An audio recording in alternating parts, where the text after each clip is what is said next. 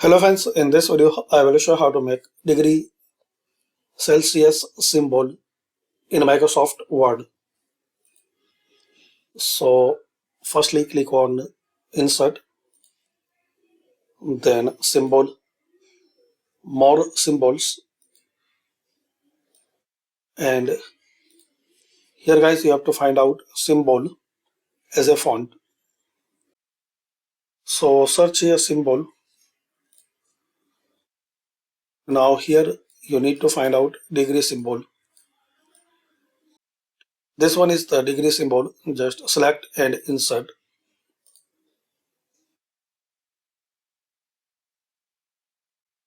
Also guys, you can create a shortcut for this degree symbol. So click on shortcut key. Now here create any shortcut and make sure you create a new and unique shortcut which is not available in MS Office. So I want to make shortcut Alt plus 3. So this is the shortcut. Now here click on assign. So it will appear here. Now close it.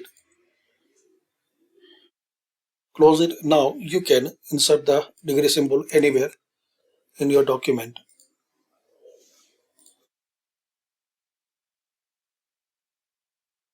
Alt plus 3 like this.